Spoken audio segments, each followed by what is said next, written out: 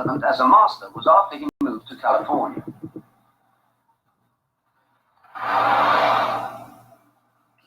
Okay, I think this is ready to go. Let me take the volume down on this thing. I was using the, hang on a second. I was using the Way of the Warrior, Dan Inosanto. I should start this officially, shouldn't I? Okay. Hello, everyone. In the I Love Jeet Kune world, this is Dwight Woods, the Jeet Kune Rebel, and we're here with another I Love Jeet Kune broadcast. This is broadcast number 8. We've titled this one, the one about the Jun Fan martial art system, and much, much more. Like I was saying, because I kind of caught myself off guard.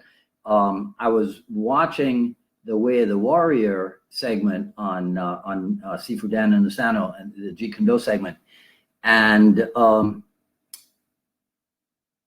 truth be told, if we're sticking to the idea that we have a specific start and time for each of these broadcasts, then I am severely late, because and there are a few people who will verify this. I actually did a test of the screen sharing application before I came online, and it seemed to work fine. And then, as fate would have it, when I came online to start this broadcast many minutes ago, the Facebook couldn't find the camera on my laptop. So I apologize to everybody for this late start. But if you think about it, I'm originally from the islands. I live in Miami, Florida, and I spent a lot of time in Filipino martial arts. So then if anybody's going to be screwing up time, it could be somebody who various portions of his life is on island time, Cuban time, or even Filipino time, because all those times exist, right? Okay, that's my attempt at humor. So today what I want to talk to you about is the what we call the Jun Fan martial arts system. My Jeet Kune senior, a guy named Blaze Loon. Blaze did an article on this thing back in, let's see if I have it here, September of 1987 in Black Belt magazine. And Blaze titled it the Jun Fan, Bruce Lee's personal fighting system, the Jun Fan martial arts. So one of the reasons why I thought about talking about this today is, oh wait, let me do the Carlos thing. So guys, when you come on and onto the broadcast, if you would please type in where what does he need me to do? Type in where you're coming in from, and what does he say? Pound the likes and the hearts and what have you, just so I don't feel like I'm talking into an empty space, and I know that that somebody's paying attention.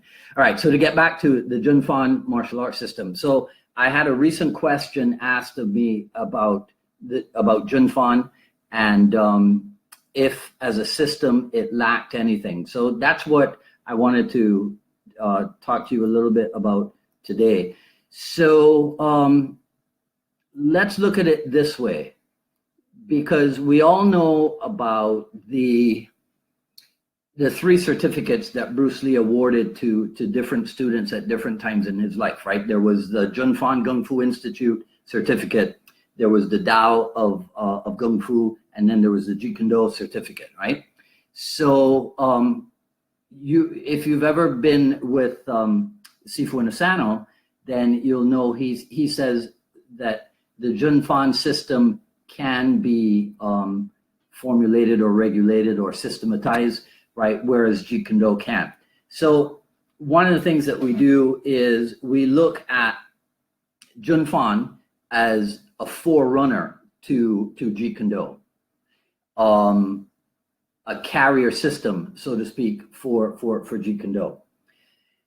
So we start that by looking at that training concept known as the 4 ranges of combat, which are broken down into kicking, punching, trapping, and grappling.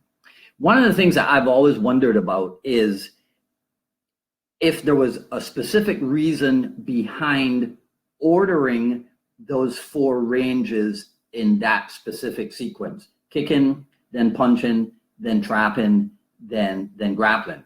So let me throw that out to you guys who are here as a question.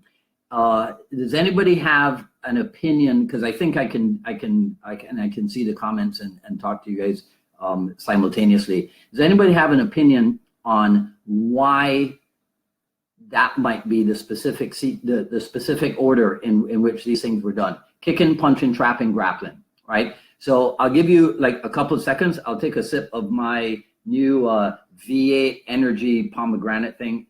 I hope that's not considered an ad, which my student Sean gave to me yesterday. It works pretty well. It does seem to pump you up a little bit. So, okay, so Sifu Nick says, furthest out to closest in makes cognitive sense. Oh man, the big words. Jeez, I gotta go look up what cognitive means. And then Kenny Malden says pretty much the same thing. Longest range to closest range. Okay, all right, cool, right? So that is actually very similar to the idea that I have behind it. But I'm gonna talk to you about a little bit more. So some of you may have heard me break it down this way before. Exactly, Nick, right? Many arts deal with the long range and most are familiar. So if you ask most people in the street, what's a kick? They know it involves the use of the leg. If you ask them what's a punch, they know that it involves the use of the arm. Now you ask them what's trapping, and not as many people might have an idea. And then if you ask them what's grappling, again, not as many people might have an idea, although I suspect that with the immense popularity of the UFC and MMA and Brazilian Jiu-Jitsu, a lot of people would be familiar with the term trapping. Okay, so now Jack says longest to closest, but the 2 most combative are trapping and grappling. Jack, I'll pick a fight with you about the fact that the 2 most combative.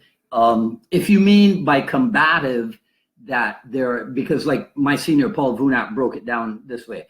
In the trapping range, there are, I think it was like 14, let's say, natural weapons available to you, right? Starting from the top of the head and going all the way down to the feet. If we count them, we can have like 14 weapons. So if that's what you're saying, that there are more tools available to you in trapping, then yeah, I'll agree with you that does make it more combative. But just like it says in this, if you guys have seen the, like I was talking about at the beginning of the broadcast, the Inasano segment on Way of the Warrior, there's a depiction, I mean, not a depiction, they're showing, it's Cass Magda and Chris Kent, and they're doing just regular boxing drills on the Focus Smith. But what the narrator says is that the students are taught to fight ferociously. So I think that you can be extremely combative in kicking, you can be extremely combative in punching, so then that means you can be extremely combative in kickboxing, and then also in your trapping and your grappling. So I don't necessarily think that any of the 4 skills or the 4 ranges is necessarily more combative than the other just by itself, if you get what I'm saying. But definitely kicking and punching are more familiar. So that's always a good place to start. Now, the other thing about it is that kicking and punching do not require bridge contact, right? Because they're ballistic, right? I mean, you're hitting them, they're trying to hit you, and it's not so much that you are touching hands with each other.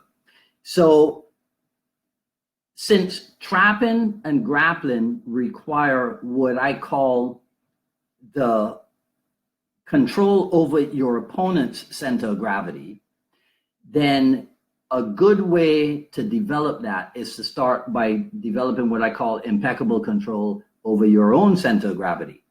And you do that by being dynamic in your kicking and punching, by learning how to fight ferociously.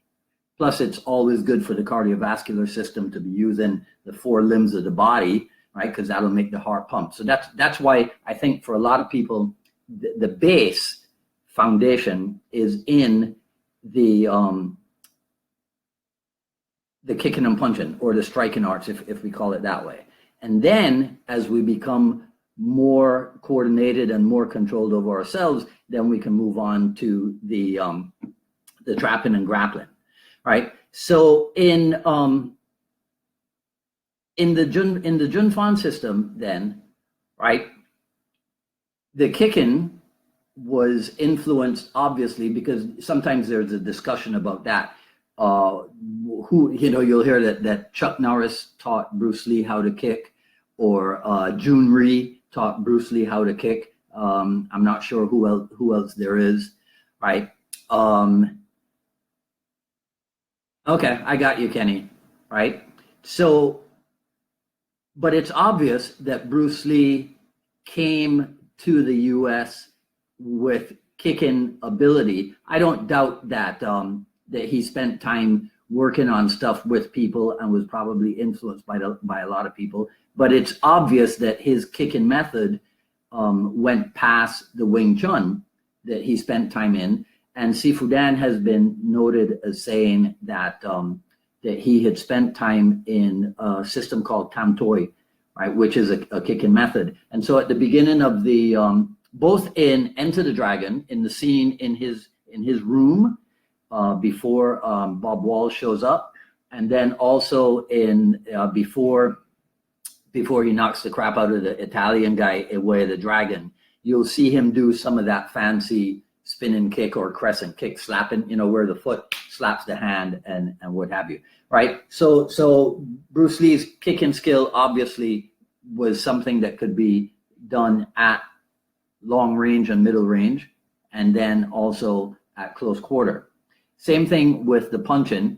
Obviously, boxing was a huge influence on him, right? Boxe Francaise, we know, was an influence to a certain degree, as was Muay Thai. I've said before, if you want to see a good example of a Muay Thai round kick, take a look at Way of the Dragon, that the what I call the power generation sequence, right, where he ends up kicking the guy in with the side kick. But look at what he does on the arm shield before with the round kick. Then also examine the round kick to the head in Enter the Dragon against Bob Wall, and take a look at that form also, and you'll see that it's pretty good Muay Thai form, right? Later today, if I get to it, I'm gonna post a photograph that some of you guys may never have seen before, but everybody has seen another kick to the head sequence from Enter the Dragon. But I'll post a little behind the scenes photograph on that one for you, right? So, okay, so now the trapping, everybody understands, everybody realizes was heavily influenced by the Wing Chun. But now I want to ask you something, because when I was doing my prep work for this, I came across something. I got to show you something funny, right? I have multiple copies of all of the Jeet Kune books, but this one in particular. Let me show you something. Whoops, there you go, right? So this is the copy that I use. This is not my original copy. My original copy is autographed right here. Where do I put this? Right here by Sifu Dan. This is the one that I go to because it's all busted and what have you. So this is one I go to when I want to look stuff up. So I think it's on, now I won't be able to find it, of course. I think it's page, is it 99? Oh man, now I'm not going to be able to find it. I shouldn't have spoken so quickly. But it is where Sifu Dan writes that that Sidro Bruce took the Lap Sao and the Pak Sao and the Bong Sao And here's what his words are. And he combined them and came up with trapping hands, right? So let's put this in the comment section also. Do you guys think that what we do in trapping is purely Wing Chun, derived from Wing Chun, or is it that Wing Chun's reputation for trapping is something that came about after Bruce Lee's exposition of Wing Chun skills in things in his movies, for example, right? Does that make sense, right? I'm wondering if, let's say, for example, we do, Pak Sao Lap Sao Gua Choi, right? Is that pure Wing Chun, or is that Bruce Lee's application of Wing Chun that then became well known, and then Wing Chun started to add it in? I would give me a second. Let me see if I can find exactly where the note is, because I was supposed to put the page on it. Man, I hate when this happens, because then I look like a complete nincompoop. But hold on. Okay, so that one's 149. So then it was, give me a second. This is embarrassing, but what's a little embarrassment every once in a while?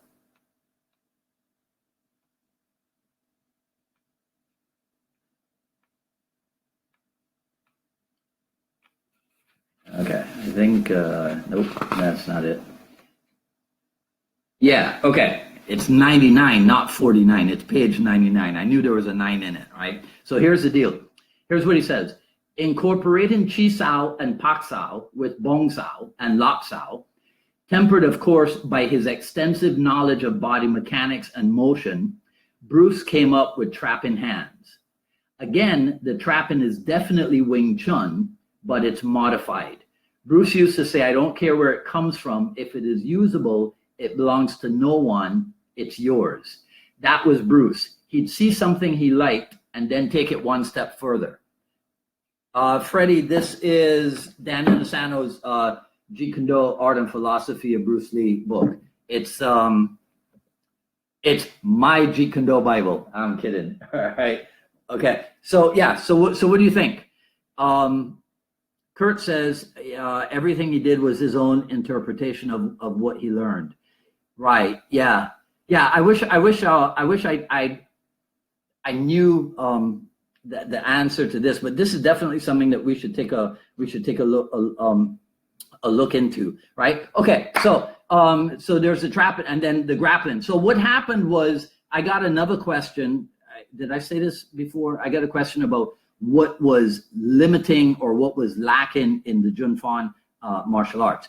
And Sifu Dan, again, says this from time to time, that when it came to the grappling in the old days, that it was not contested, right? So you know how in the grappling world today, everybody talks about a resisting opponent.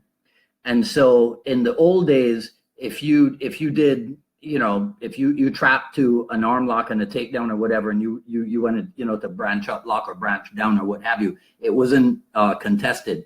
So I guess that's how a lot of people then, since in the combat submission wrestling and the Brazilian Jiu-Jitsu, the grappling is contested. That's what makes it attractive to people, right? So the contention is that then if anything's lacking in the Jun Fan system, then it would be the grappling. But see, here's where I things get fuzzy, so to speak, kind of like my camera output, right? My video output on this laptop. I don't know of anybody who has stayed old school when it comes to their grappling. I think all of us who in Jeet Kune who are in search of continuous development and evolution, nobody does things exactly the old school way. In other words, nobody, before the smaller bag glove, I mean, not bag glove, finger glove, right?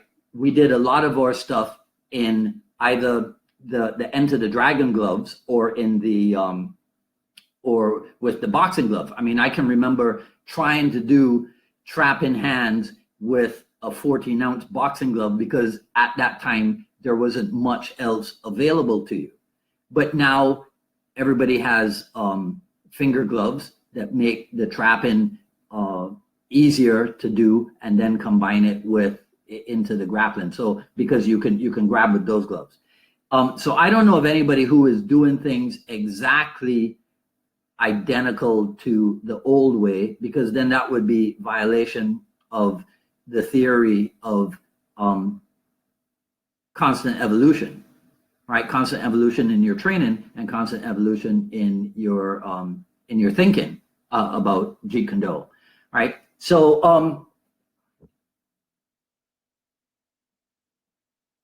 okay, all right, Kenny, I got you again. All right, so okay, let's move on to let's see here. Okay, let me see if I can pull up that thing that I was telling you guys about, so you can hear what Sifu Dan was. Yeah, well, see, Kenny. Okay, so Kenny just asked me a question about Larry Hartzell's JKD grappling, and that's exactly what I'm talking about, Kenny, because Larry Hartzell, obviously the premier grappler of Jeet Kune, and Larry did spend time with all of the other people who came along and influenced us in the Jeet Kune training. So, for example, Yuri Nakamura and Japanese Shootwrestling. So it's fair to say that Larry started everybody out. You know what? Okay. So here's what you can do. I don't have it with me. It's over on the other side of the room. But if you take a look at Larry Hartzell and Tim Tackett, because actually Tim Tackett was a co-writer of that book, Larry Hartzell's Enter into Trap into Grappling, you will see an example of there is standing grappling, which was what actually I was going to start talking to you about, which is the idea of the opponent is down and you are still relatively up, as opposed to both of you being down on the ground, and now we're involved in more of a ground fighting scenario. So Brazilian Jiu-Jitsu, for example, is a ground fighting thing because both people are down on the ground. Japanese Jiu-Jitsu, let's say, if you throw your opponent and then you have him in an arm lock or a head in an arm lock or something where you are kneeling and he's down, then that's what I refer to as standing grappling. And so if you look in the Enter into Trap into Grappling Jeet Kune book, you'll see a lot of examples of standing grappling.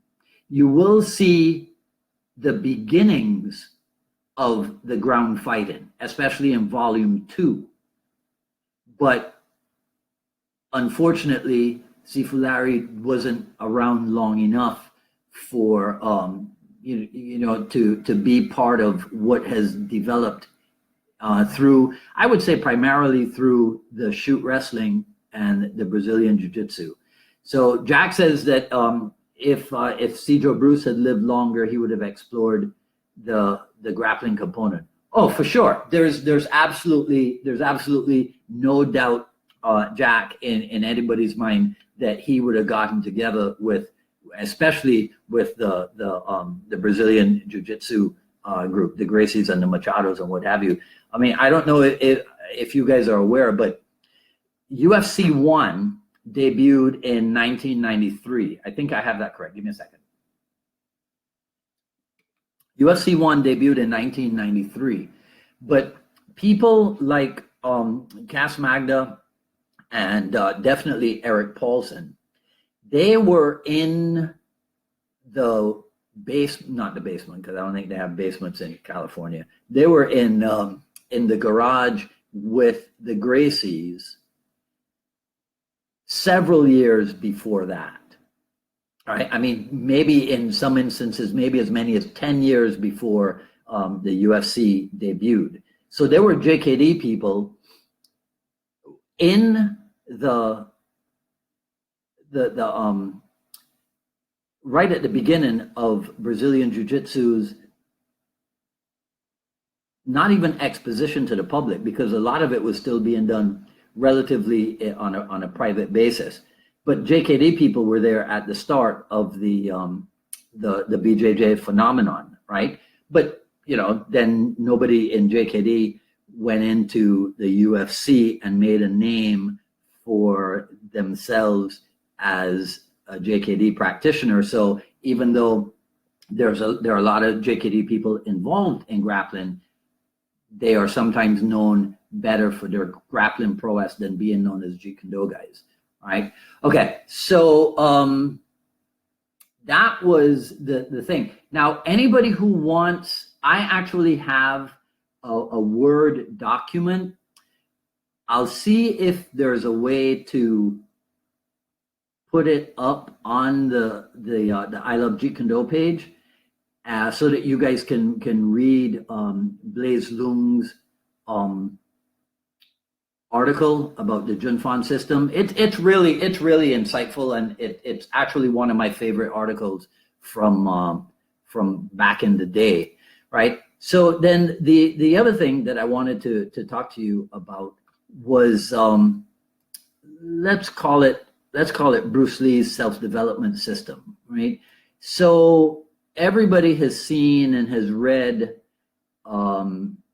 the definite chief aim, right? Now, for those of you, there's like 20 people online with me now. So how many, by show of hands or however it is that you do it, right? Can you guys, how many people have seen that Bruce Lee's copy of his definite chief aim? I'll give you a couple of seconds to chime in or pipe in or say, is there a raise your hand function on Facebook? All right, so do you guys get my question? All right, how many of you have seen Bruce Lee's My Definite Chief Aim? And then I have another question for you. Okay, Kenny has. Who else?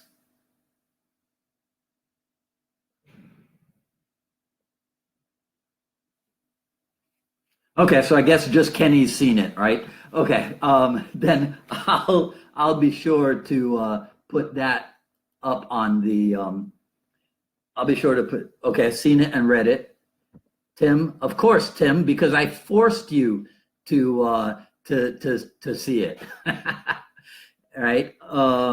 Freddie Harrison says no. All right. So if it's possible, I'll put this stuff up on the Facebook page. If it's not possible, why don't you guys make a note of my email address.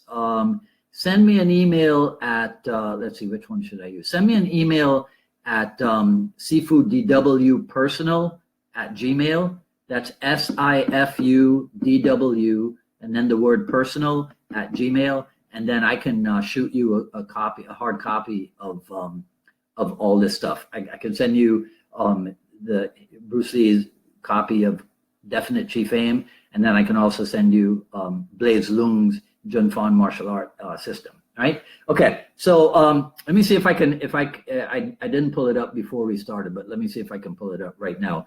And for those of you who have not read it, then I'll try to remedy that for you. Let's see. Where are we?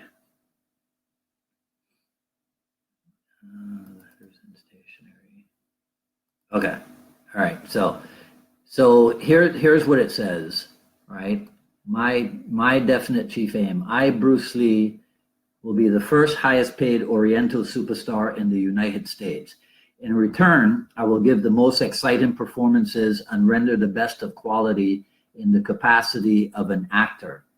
Starting in 1970, I will achieve world fame, and from then onward till the end of 1980, I will have in my possession $10 million. I will live the way I please and achieve inner harmony and happiness, right? And from people who, I've heard people say that this is a perfect rendition of the way that the definite chief aim should be written, in terms of stating clearly what your goal is, but also, even more importantly than stating what your goal is, stating what you will do, what you will first do in return for that. So if you notice, Bruce Lee definitely states what he wants to be, which is the first highest paid Oriental superstar in the United States. So that's very definite. Then he says, in return, I will give the most exciting performances. And that's a crucial element, you know, because there are a lot of people out there who want to get a lot of stuff, but they're not willing, or they're not too clear on what it is they will do in order to get that lot of stuff, but they do know what it is that they want to get, right? And then he states an actual number for the amount of money and what have you, right? Okay, so Freddie Harrison says it's part of oh, okay, all right. Somebody says I can write. Hey, I never tried that. I can write in the comments also. All right, so here we go. Give me a second. Should learn to spell. I should learn to type.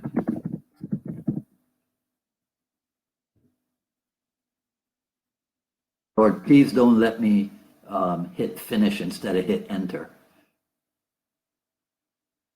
Okay, so I think everybody should see that email, right? Okay, so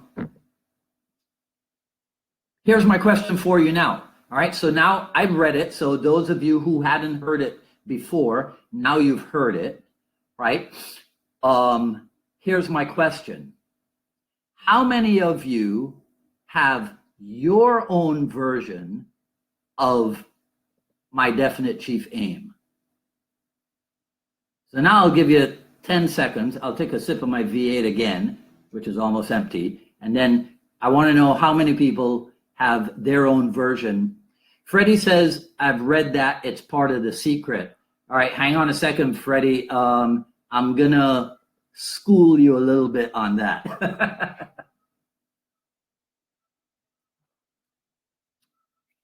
Okay, so nobody's telling me that, nobody says that they have their own. Okay, so I'm going to show you something. All right, actually, mine is, I don't know if you won't be able to see this stuff, right? But my copy. So these are index cards that I carry around with me, that I take a look at every day. And they include, I'll show you something. Okay. All right. We'll get to a second, right? They include my definite chief aim, but then one of them is also Napoleon Hill's 17 Principles of Personal Development. So let me show you something. So Freddie, this is for you, right? You're probably a lot younger than I am, and so your reference would be The Secret. My reference is this. So let's see if we got this. Okay. So from the best-selling author of Think and Grow Rich, Napoleon Hill's Keys to Success, the 17 Principles of Personal Achievement. So a lot of people know about Napoleon Hill's book, Think and Grow Rich. I think that is a perennial bestseller with probably zero advertising, right? It's a classic. Everybody knows it. What a lot of people are not aware of is that TGR was born out of the 17 principles or the keys to success. So this is the particular version that I have. If you go on Amazon, there's probably like 6 different versions of this. And then I think some people have done other things, like somebody maybe has like only 16 principles or whatever. Anyhow, my point is that Bruce Lee was someone who was studying that stuff. So I have here, this is my version of the 17 principles of personal development. So this is something that you can carry with you. You can pull it out every day, take a look at it. Then the lesser known teaching of Napoleon Hill's is a thing called the self-confidence formula. So everybody has seen the definite chief aim note, but I'm not sure that as many people have seen the self-confidence formula. So I'll put that up also for you when we get done. But here is my copy, and this is something that, now I'm going to admit something to you, but don't tell anybody I told you this. Napoleon Hill advises that you learn this thing by heart.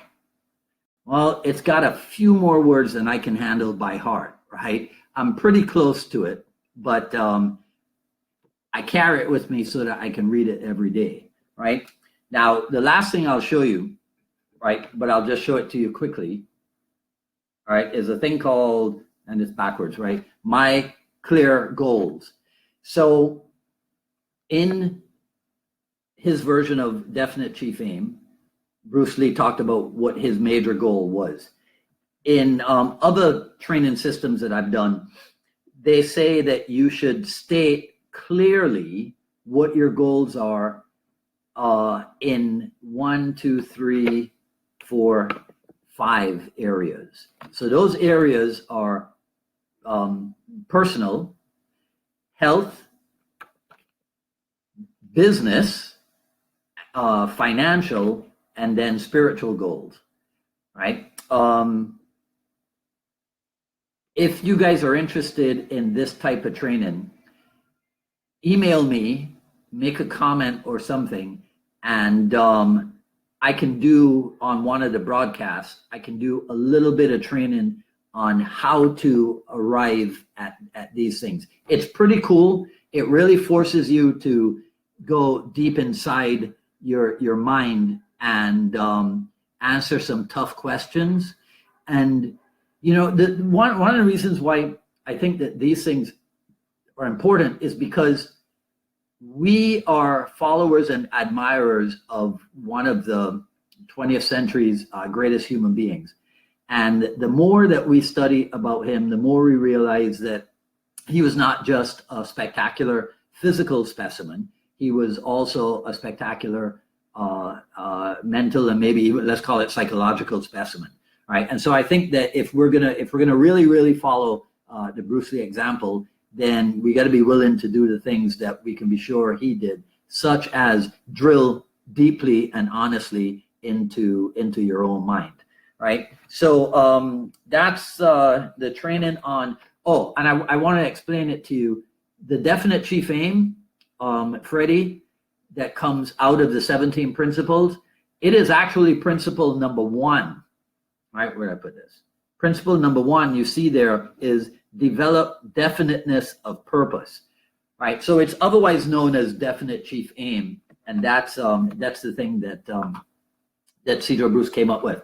All right, so we're getting close to finishing this up, and I just want to make sure that there was something here. There were two things that two questions that came down the pike for me in the past couple of days. One of them was about Bruce Lee's strength, and the other one was about his Tai Chi.